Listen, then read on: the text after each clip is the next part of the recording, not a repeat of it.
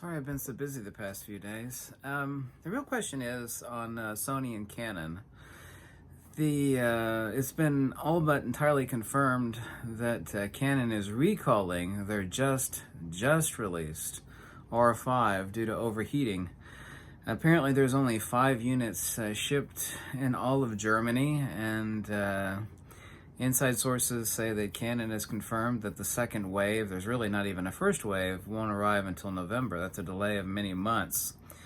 And here's the other question. If the R5 is right now basically being recalled, and the new Sony A7s III overheats worse than the new Canon R5, but is not being recalled, I don't know what that says, but I think you could actually add one and one together and come up with a very quick answer.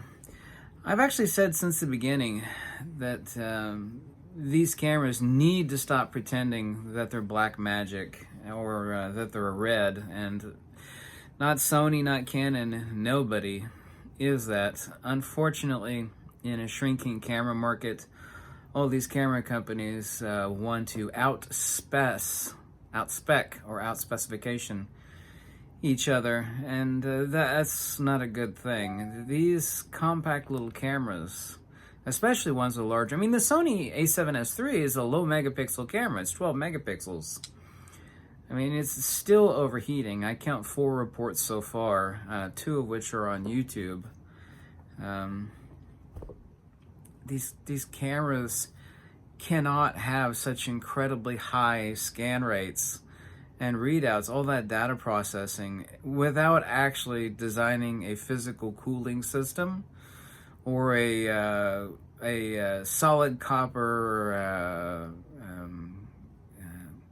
thermal sink. They're not capable of that. You're getting specifications out of these cameras, whether they be Canon, the new Canon R5, or the new Sony A7s III, that are extremely comparable to a Blackmagic that's about 6 times the size, like their newest $10,000 Blackmagic, what I'd actually like to own. But these photography cameras really are trying to be a jack of all trades, and what happens is they're a master of none. You cannot be all things to all people. And I know these camera companies want to do that in an incredibly shrinking camera market, but and I know you think I'm going after the Sony A7s III, but let's take a look at it. It's admittedly video-centric. Yeah, it's video-centric. Obviously, it has incredible dynamic range, and but at 12 megapixels, you have poor croppability. It is a far less than ideal photography camera for photojournalism, sports action, wildlife, most of which are shots taken at a disadvantage at distance. So you have poor croppability due to pixel pitch and amount of translational information per square millimeter of sensor. Okay, well, so it's a video-centric camera.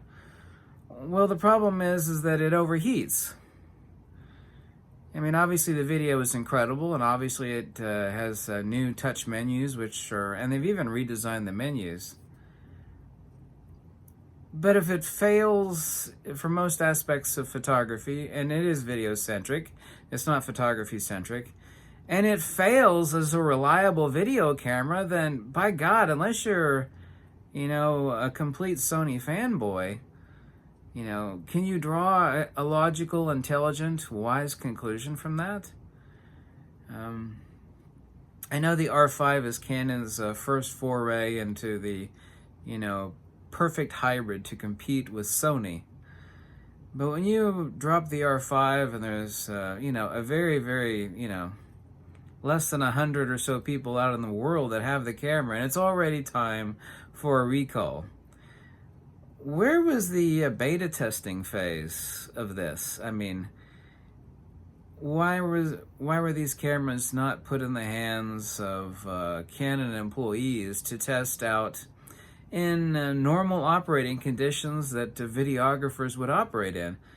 It always reflects really badly on a company when you turn your customers into beta testers. Oh, our bad. We're going to have to do a recall on that camera we just released, a really expensive camera. And last but not least, like I said, since the Canon R5 is about to be recalled, and yet the Sony A7s III overheats worse than the Canon R5 and is not being recalled, I don't know about you, but I think I might be able to draw a few conclusions from that fact. These cameras are way too much stuff in way too small of a space. They need to stop pretending that they're black magic and, $100,000 red video camera. They need to stop pretending that they are. I know everybody wants their cameras to do absolutely everything and jump through hoops, but you cannot cram that kind of scan and read and heat generating processing in such a tiny package and not suffer the consequences. I mean, I've been saying this for years, and somehow the photography and video people out there think that, you can fix this stuff with firmware. You can't fix hardware issues with firmware. You can actually help it a little bit, but you can't fix it. It's not possible. Somehow photographers and videographers have in their mind that there's some way you could build a really, really compact mirrorless camera that is able to circumvent the laws of thermodynamics and heat induction. And the answer is you can't. It's just unbelievable.